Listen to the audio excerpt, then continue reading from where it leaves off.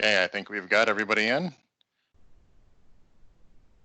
Welcome everybody to our Power User Group session today. I just kind of want to remind everybody, if you haven't already, to mute your mics when if you're not talking to us. Just kind of helps with some of the background noise so that everybody can hear and understand what's going on. Also, the chat panel, if you guys are capable of opening that up, if you want to post any questions that come up during the session, feel free to enter them in there. We'll make sure that we try to answer them as much as possible at the end of the session, but we'll just kind of get through. So my name is Gerald Howland. I'm the CTO here at MyTech Partners, and we're going to kind of go through today the Microsoft Teams and O365 Power User Group. Today's focus is going to basically be on the Teams architecture, 365 groups, and how it all relates together. So basically, kind of go through our agenda today. So first of all, we're going to basically say, hey, what is a power user? We're going to give you some topics to kind of look at as to how we look at this. And then we're going to kind of go over the overview of the 365 services. Is now joining. The architecture of the SharePoint Teams, SharePoint environment and Teams, and how they kind of relate together, and why O365 groups are key in this big picture. So before we get too far into this, though, we always kind of like to give a little bit of overview about MyTech, and Nathan Austin, who leads our sales team here, is part of this. Nate, you want to kind of give a little bit of an overview? Yeah, hello everybody. For those of you watching, thanks for joining us, and for those who are watching in the recording in the future, I appreciate your time. We always like to cover this because we found that when people find these videos or find these sessions, they don't always know that we are not a training company.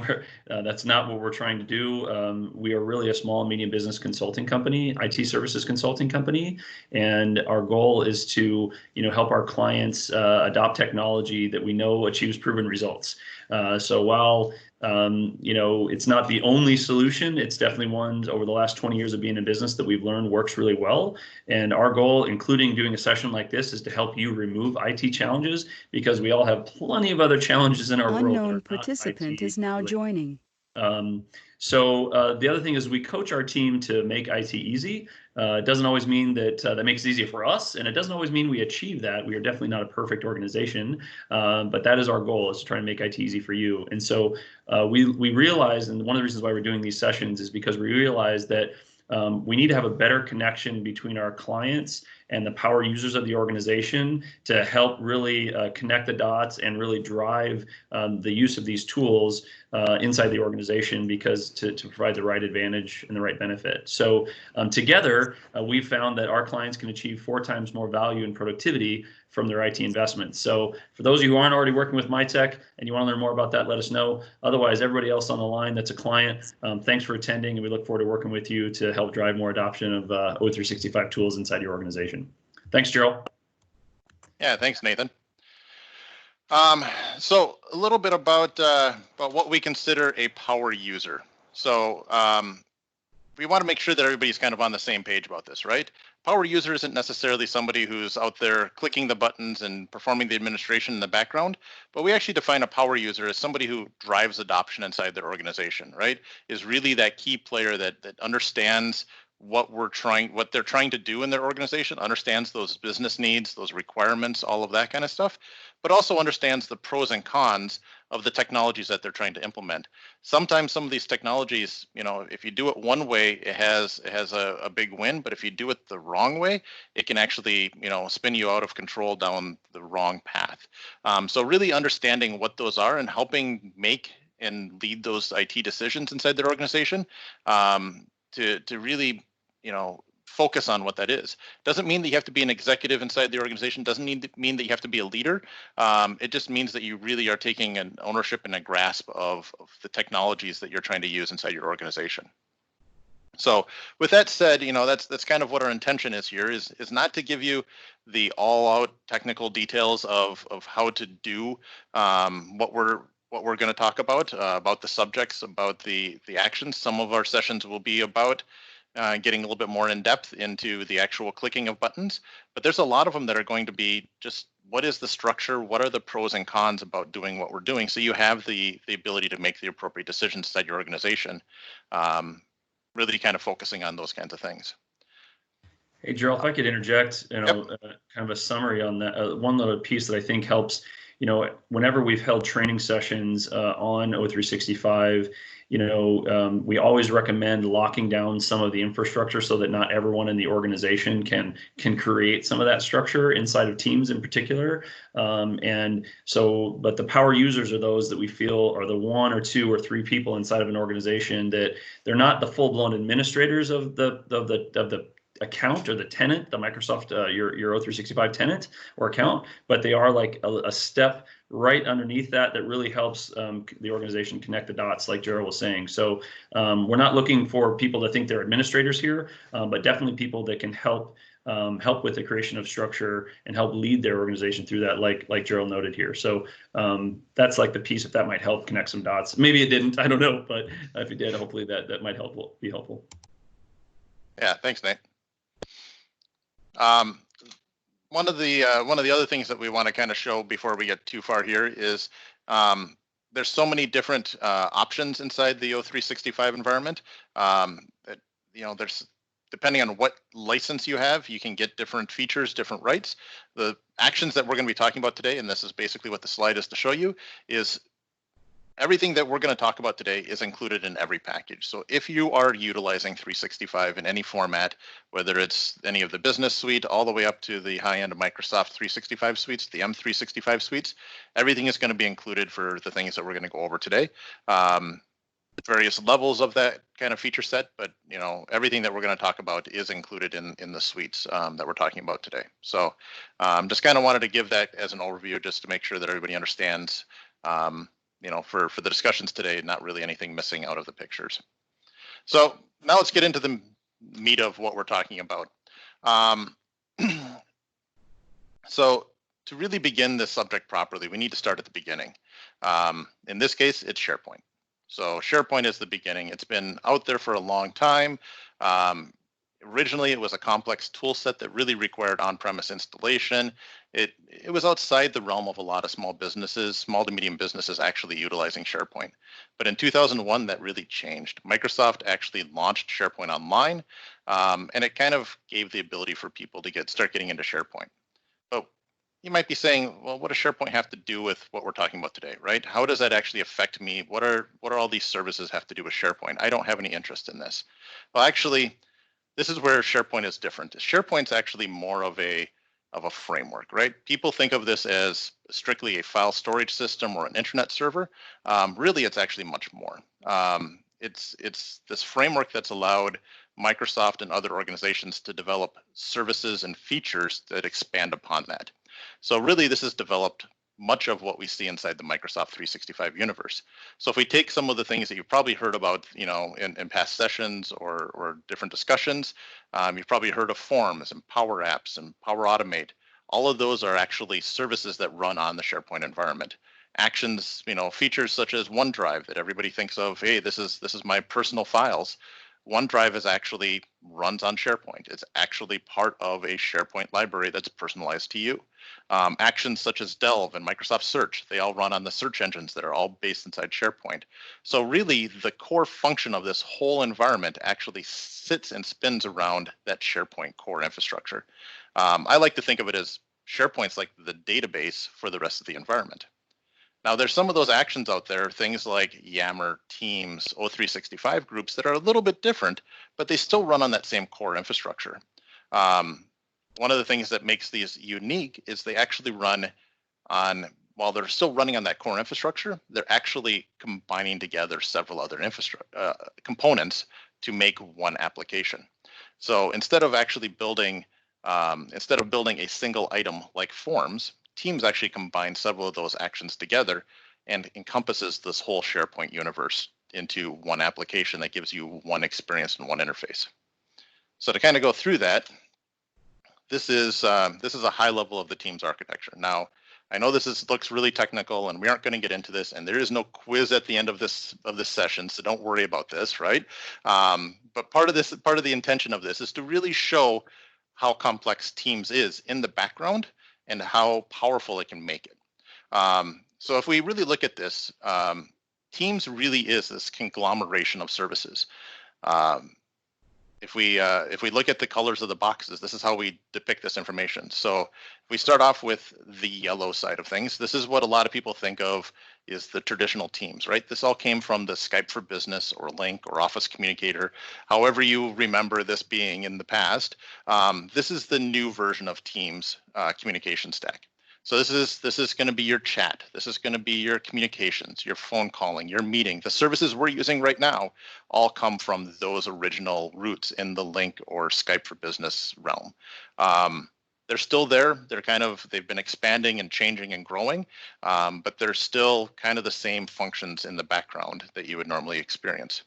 Now, if we start stacking on top of that, let's start stacking on all the rest of the 365 and Azure services, things like Azure Active Directory and the search capabilities, the ability to record sessions and actually stream those back, the SharePoint ties, the OneDrive interfaces, OneNote, all of those workloads that are sitting out there, all of those all integrate in, and that's all the stuff that's displayed in black boxes in there. This really does show that everything is coming together in one interface through all these different tools. And then really, what's left is Teams, the stuff that was specifically written for Teams. And those are all the purple boxes on there. And if you really look at that, majority of those purple boxes actually sit up in the application side. They're all the web interface, the desktop interface, your phone apps, your mobile apps, all of that kind of stuff really sits up inside of that. So that really does show that it's strictly a front-end service. That were primarily a front-end service. There is some specialized stuff in the background that has to run for the Teams actions, but really it's just the conglomeration of all these services. And if you've attended any of our other sessions, you really do learn that. You learn about adding tabs into Teams and how you can add plans and actions. And it's really, you're just linking back to those services that are running in those other environments, just giving you a single front-end interface to all of that. So obviously a complex structured environment, right? A lot of challenges with how do you, because of this data spread across all these different systems, how do you really secure this? How do you start locking this data down? Well, that definitely gave Microsoft a unique scenario. So they came up with a unique answer. They came up with a specialized group.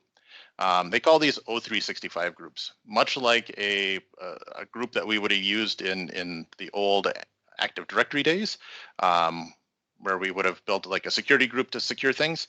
That's very much the design of what we're doing with the O365 group. An O365 group is still a group stored inside Active Directory. Does have some unique items associated with it though, but it is shared across all of the different platforms and actually runs on the Microsoft Graph API, which gives all of these centralized services. So everything from Teams to SharePoint to Outlook can all utilize the same interface, the same way of accessing all that security data to be able to secure themselves and the data that they store with the same rights and permissions that would normally be issued to staff. But unlike a normal Active Directory group, these groups do have some unique properties. They have owners, they have members, they have stuff associated with them, right? I use the term stuff because it's so much. It's a very wide scoping range of rights and permissions that are actually added to this. So you know, whether it's a SharePoint team site or an actual Teams team site, OneDrive, Planner, you name it, there's a lot of stuff that actually gets associated with it. For anybody out there that's a Lord of the Rings fan, I like to call this the one group to rule them all. Really kind of the premise behind it is like using this one group to actually secure all of these various sections of the various apps really is kind of the key component to what we're trying to do here. So what makes these groups so special? So beyond the fact that they have this wide-ranging application capability, they have some kind of unique states. So one of the unique things is they are an Azure AD only object. So if you're using Active Directory Sync, that information does not come back to your Active Directory, is not capable of coming back. It is strictly stored up in Azure Active Directory. And part of that is because of the unique stature of these groups. They are not what you would normally think. There are enrollment methods assigned to these groups. So these groups have things like org-wide permissions. Anybody in your organization automatically gets added to these groups. We have private ownership, so you actually have to allow somebody into that. And then public, people can join and leave as they wish. So really you have these unique capabilities of being able to have people self-serve potentially in these groups. You have 2 levels of rights. A normal group only has a single level of rights. You have what you're assigning it to, right? In this scenario, there's actually identification and separation of the permissions that are in that group. So you have an owner level and you have a member level. That really shows up in Teams. You can actually differentiate what each side of that group can do. That shows up in other areas also, but so it's a very unique distinction that kind of comes out of that. You also have the self-service membership. So owners have the ability to add and remove members. That's kind of brings back that capability. You no longer have to get IT involved to make all those decisions all the time, but you have to make sure that the people that are owners are the people that you want to have those rights to be able to do that kind of stuff. Another cool part is you can actually have guest accounts. So 365 allows the capability of having guest members. O365 groups allow.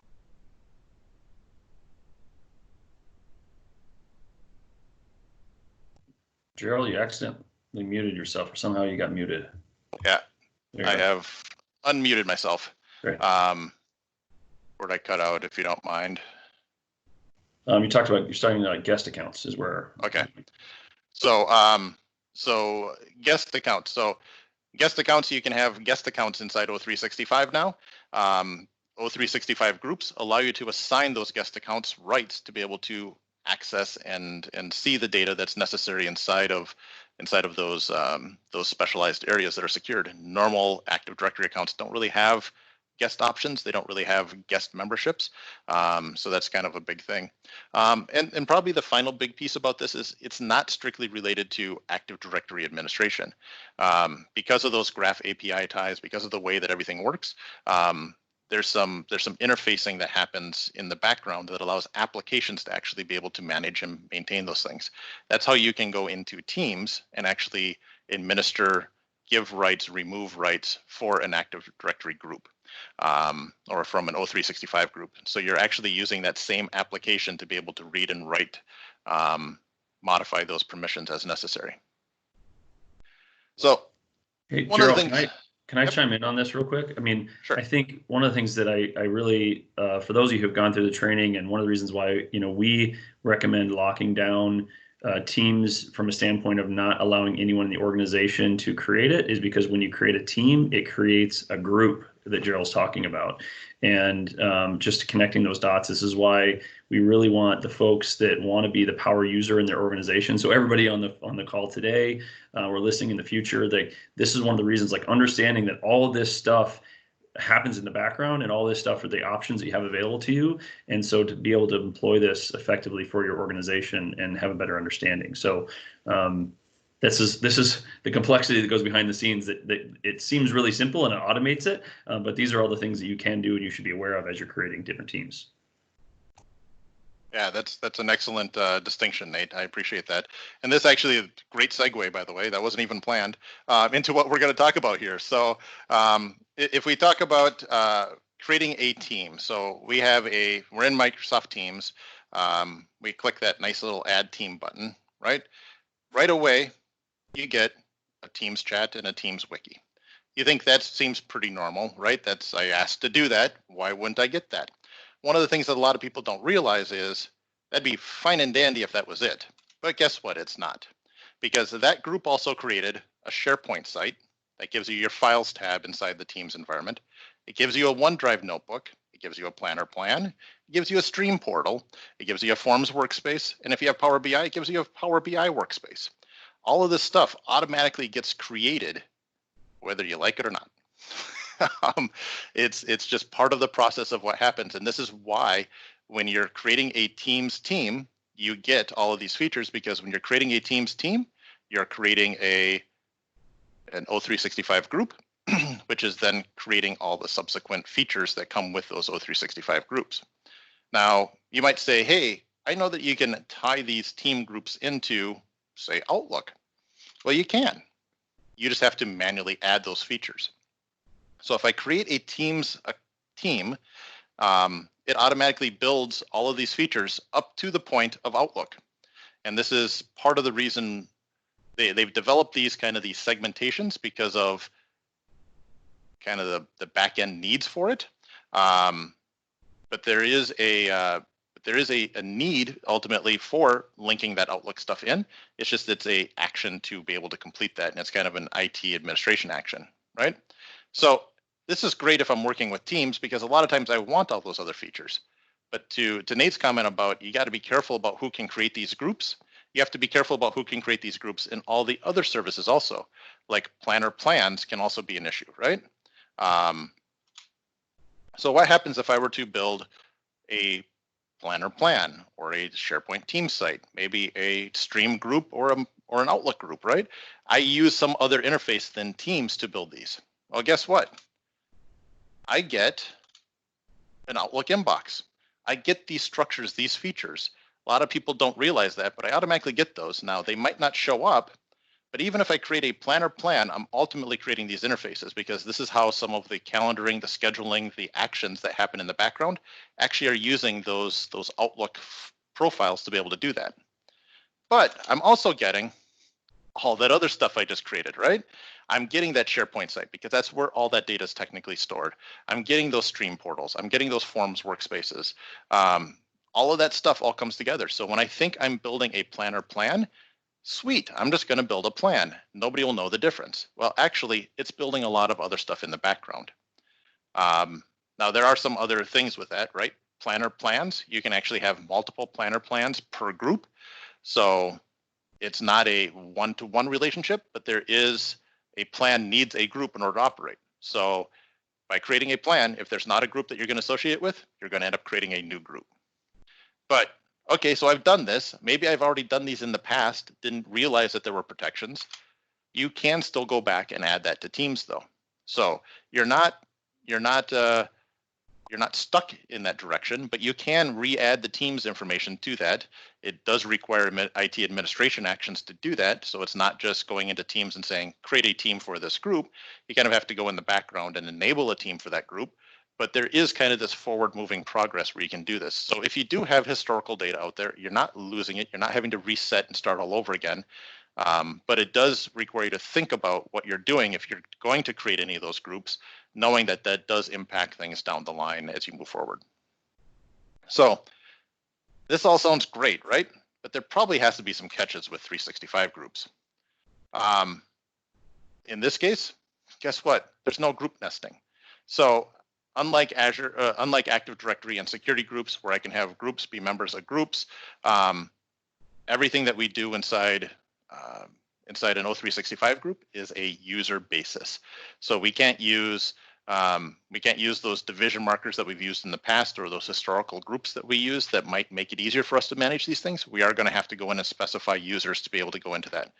A lot of that comes from the technology standpoints of the APIs that are being used and the design of all that. But it also comes to that self-service portal kind of format where people can ask to be members of groups. That doesn't work very good if you have those historical groups into those structures. Those collaboration services, things like Planner, the workspaces for Power BI and Forms, those all require groups in order to operate, right? So if you go in and try to create a plan, it has to be tied to one of those groups. If you don't have a group, it will create a group, but you kind of have to have that forethought beforehand. If you go in and just start creating a whole bunch of planner plans, you might very well end up creating a whole bunch of groups and not really realizing it. And one of the other things that's kind of a unique one, and I know this has come up in a session or two of Nate's previously, is private channels don't necessarily mean that they are that they're controlled by the same O365 groups. So one of the things you can't do is you can't actually build a You can't build a plan inside of a private channel. The reason why you can't build a planner plan inside of a private channel is because there's no O365 group tying those two together. Private channels are actually strictly secured by SharePoint. So kind of some unique structures in this that do add complexity to the picture, but that's part of the reason why you can't add people to a private channel that are outside of your master group. So that kind of gives an overview of what 365 groups are and how they really interface with Teams and SharePoint and all that kind of structure. One of the things I hope you walked away with today is what are Teams? How does that infrastructure work? How is that structure built? O365, what is a power user? All of that kind of stuff. And how creating those groups without some structure, without some organization, without some forethought before you start just going wild with it, really does impact services down the road. You might not necessarily see it right now, but you can in the future. Really, it can cause a lot of fragmentation and data access rules in the moving forward for your organization. With all that, I'd like to open this up for questions if people have any. I do see a few over here in the chat. So let me pop these open. Yeah, Joe, there's a couple there. One of the things that I feel like if folks that, if you think about those of you who have been exposed to SharePoint maybe 10 years ago or 15 years ago or even 5 years ago, with the advent of Teams and all these other services and the way they're connected, it is a completely different world. And it's not just a SharePoint site, it's lots of SharePoint sites, and how are they all connected and all this structure. So for those of you who are thinking, oh, I'm exposed to SharePoint, it's definitely worth the refresher because while it's still built on the same framework, the way it's being used and deployed is completely different. So definitely something that warrants another look and some thought, and which is what we're experiencing, which is why we're doing these sessions. So go ahead for that question that's there, Gerald. Yeah. So Sarah asked, so asking about granting guest access, does that mean that I can give, say, a client permission to access and view? Yes. So ultimately, you can invite guest members into a team through these processes, and by inviting them in, they can become participants within certain limitations of that data. Nate, we've run a session on that, correct? Yeah, we've talked a little bit about private channels and some of the nuances of if you're a guest in a private channel versus if you're hosting a private channel. One of the ones is about how switching back and forth between platforms. But the other thing I think that is one of the most critical things to note relative to being able to do that is that there is a kind of a back-end administrative permission that has to be set first.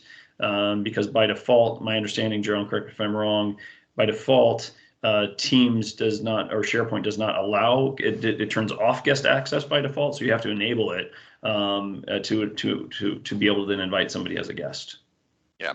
By default, guest accounts is disabled, so it is a feature that you have to turn on in Teams/SharePoint. And by doing that, that does allow that capability.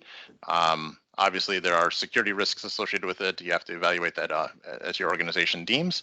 But yeah, there are several features out there to allow that access and give that capability of doing that. I also see an follow-up to that question about creating a group of participants not within the company. So you can create a custom team that does have all of those people in it, and then merge in the appropriate staff. I think this is one of those areas that opens up some interesting dialogue to make sure that we're talking about the right tool and the right method. There are other potential options in this, but yeah, it would technically be possible. You could have a group or a team associated that has primarily those external staff associated with it. So yes, possible to do, and with some potential complications depending on what the scale and how many you're talking about. Yeah, and Gerald, I'll follow up and give a use case that I've seen, a couple use cases for something like that. And then as well, I'd like to ask folks to, if you feel free to unmute your phones at this point and your mics. And if you have questions, go ahead and post them, or go ahead and feel like asking. But a couple use cases of like when you create like a Teams, and we actually have a plan in the future sessions to cover this a little bit more detail about the different types of SharePoint sites. But we've worked with a couple nonprofits where their board of directors, they wanted to allow their board of directors, which are external members, to be able to share confidential information and participate in conversations. So we helped them create a SharePoint site that allowed their board members to be able to collaborate there, even though they're all external members, other than the members of the nonprofit, of course. The other one that we've seen, in fact, we've used this one as MyTech, is where we've collaborated with other vendor partners to put on an event.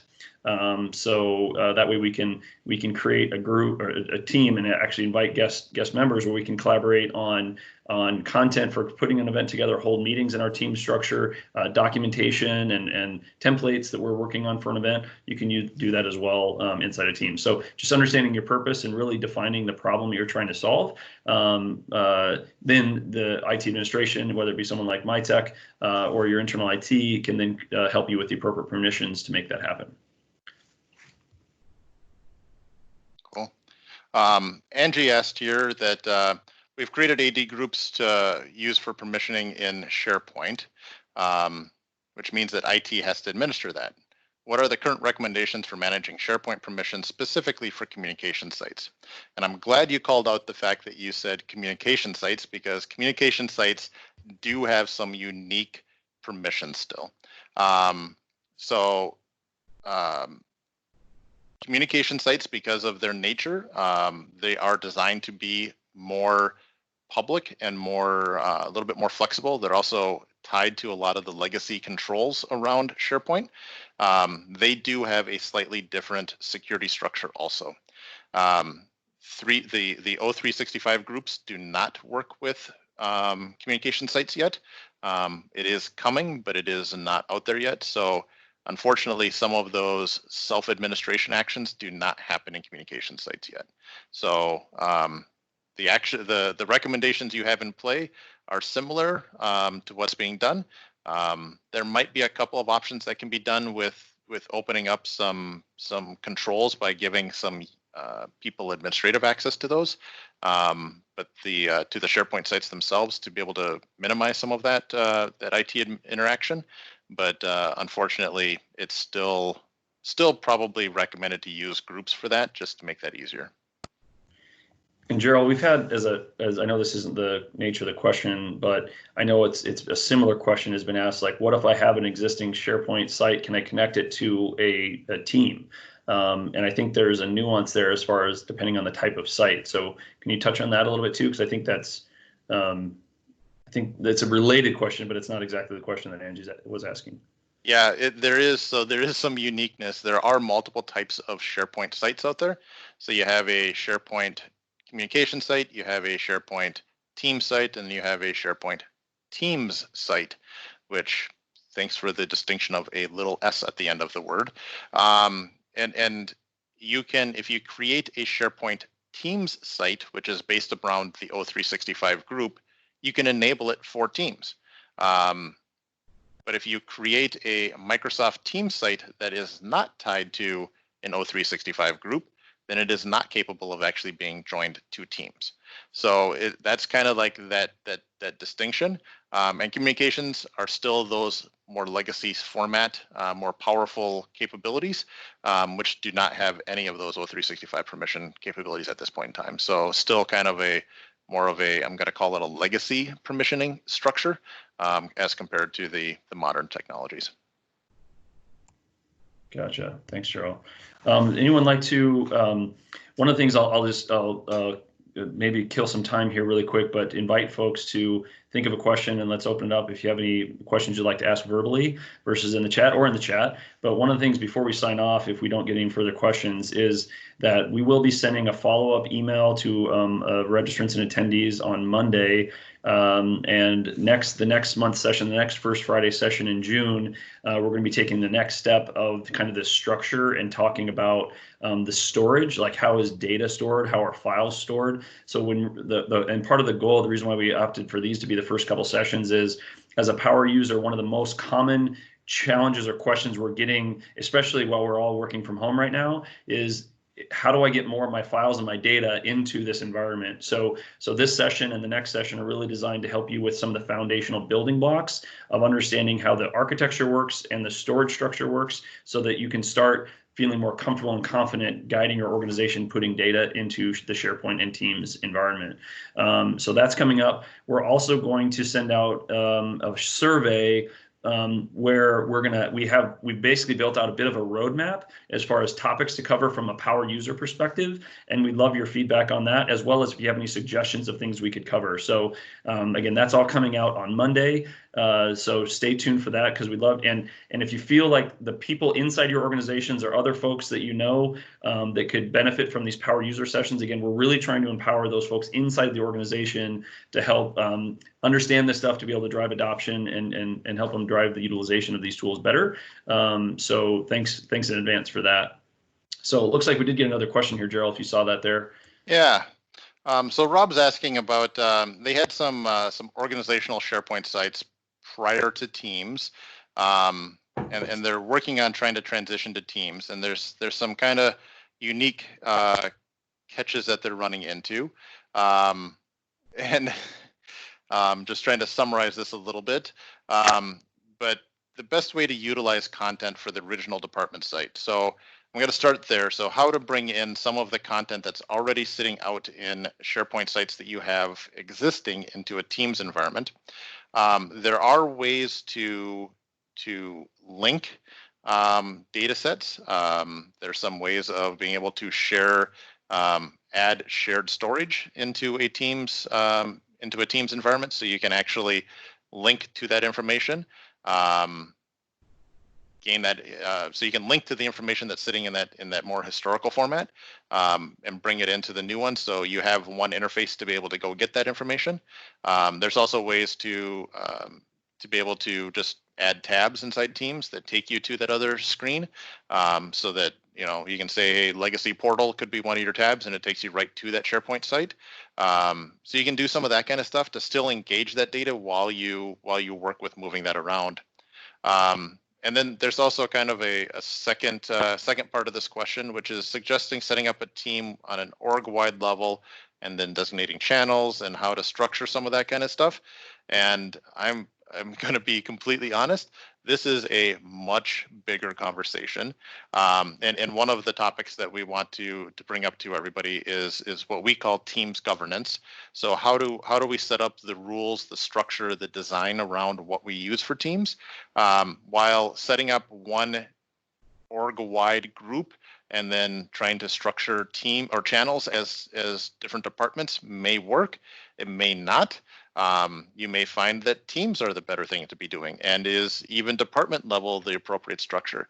So really kind of asking all of those questions is what we're looking to be doing. And that's like, that could easily be a couple hour session. We're going to try to condense that down into a 30, 45-minute session. But yeah, that can be a huge deal. So like, I recommend that you put your vote in and come follow us for those sessions, because I think that's going to be part of that, and we'll give you some good takeaways as to how to help structure that. But yeah, there are a lot of questions about how to do that properly. Yeah, and Gerald, the only thing I'd add to that is that, I promise you that once you start using these tools and build this out, you're going to learn more as you use it, and you're going to want to change and adapt over time. So that's something that we've found. I mean, we've been using Teams and SharePoint together for, basically since shortly after Teams came into existence, and SharePoint even further back than that. And we are learning and adapting some of our operational processes to take advantage of what we've learned about Teams and SharePoint and how they really work together, including how we're structuring our teams channels and sites. So I guess I say that because it's okay. We definitely want to give you the best chance of setting it up to start so you don't have to make changes later. But it's also okay knowing that we're going to learn more, and Microsoft is going to make changes that we don't even know today, that you might want to have to adapt what you're doing in the future. So that's part of the reason why we're doing these sessions too, is just this is a group that once we get back to being able to meet in person, we hope to invite folks to join us virtually and in person, because then we can have some also more in-person dialogue, maybe whiteboarding sessions to help dig in deeper to these things on a monthly basis. So that said, I know was there another question there, I think, from Angie? Yeah, I see another one here asking about about metadata on document libraries, talking about having a limitation of being able to add data from Windows Explorer. And I will confirm this statement that yes, that does exist. This is one of the limitations of trying to use some of those methods. I'm going to call them the more legacy type methods of accessing some of that data.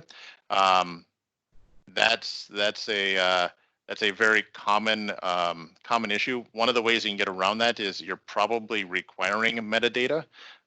If you turn off the requirement of entering metadata, then it should allow that to be entered. But if you have any fields that are required, then that's what's actually sticking you on that. So that's probably your best start with that one. But yeah, unfortunately, that's a rough spot, and it's a great feature, and it's also a problem. So is it best to go back to folders? I wish I could say. It kind of depends upon your business need, right? If your business need really drives wanting to be able to access it from the Explorer format and to have that more legacy feel, then yes, you are going to have to go back to folders. If you can utilize the views and the capabilities of using metadata and utilizing the catch-22s that come along with it, then I would recommend going that direction. So Gerald, since I got you here, you mentioned it as being legacy. What would be the alternative that's not considered legacy? I call it legacy because they haven't really come up with a it doesn't have full feature, but it's not, they haven't really come up with an answer for it yet. I'm going to admit Microsoft's world is they are trying to develop a solution that does not require Windows. So they are ultimately striving to remove the needs for the needs to have Explorer interfaces, apps on the computer, all of that kind of stuff. And so their perfect world would be everything you would access would be strictly from a browser, which means you upload files from a browser, you download files from the browser, and that's how you operate. And so I probably use legacy in a little bit too strong of a term, but that is kind of it just doesn't have full feature at this point in time. Now, okay, because I was concerned there was something that maybe we could be doing differently, but it doesn't sound like there's an option for that. So I don't know of one right offhand. I'm going to admit that I have not played with nor know the limitations of utilizing the metadata and the OneDrive sync features.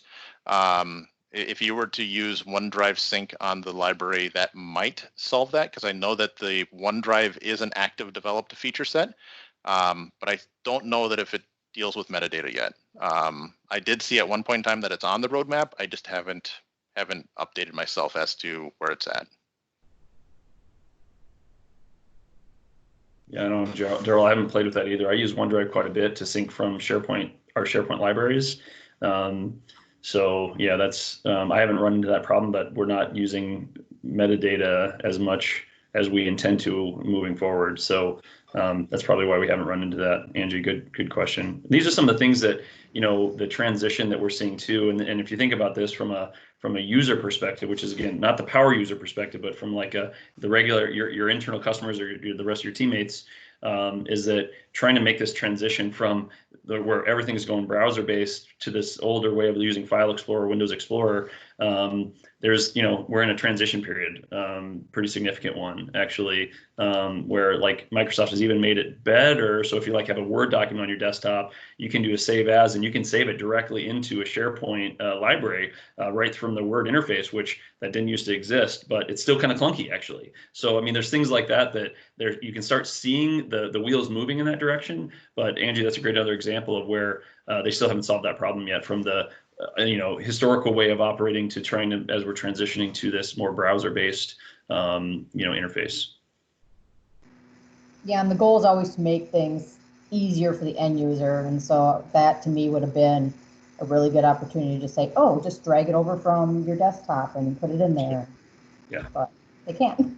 Yeah. Yeah.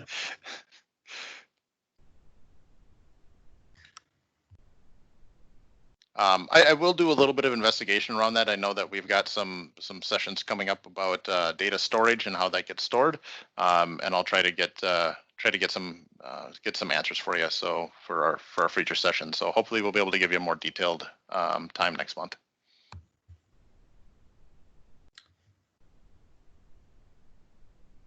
All right. Well, since we're not seeing any more questions, I'll kind of kill some time. Stephanie did post a couple links. For those of you, if you haven't participated in our sessions, we do have operating virtually within Microsoft 365. Those are all the recordings of the 30-minute sessions that we've done with the recordings of the Q&A. They're all on that page. We also posted some of our links to social. We're going to be posting more. As we're putting this together, Gerald, Stephanie, and I are going to be working on short little video tips and tricks, just little snippets and tutorials, as well as more information about the Power User Group. So we're going to be posting those there, as well as through email. So follow us or subscribe where you feel it's appropriate for you. But we are going to, in the coming months, weeks and months, going to be getting more information out there, because we found that this is a big challenge that folks have to really helping their organizations adapt to this. Angie, as your question illustrated, as we can help adapt organizations and people to make it easier for them. And so we really want to work closely with the power users inside of our client bases, so that we can help them, and then they can help their team even better than we're able to do, because we don't live inside your world 40 hours a week or 40 plus hours a week. So if there's no other questions, I would say thanks everyone for attending. Gerald, any final thoughts before? And just as a reminder, before Gerald, you sign off, Monday is when we're going to be sending up the follow-up email, that survey with some road mapping, and love your feedback, as well as some write-in content as far as anything you'd like to see in these groups moving forward. So Gerald, any final thoughts before we sign off? Yeah, no, hopefully you find this useful, and you learned something today, and look forward to seeing you all in future sessions. All right. Unknown participant Thank is you, now everybody. exiting. Thank you. Have a great weekend. Thanks, guys.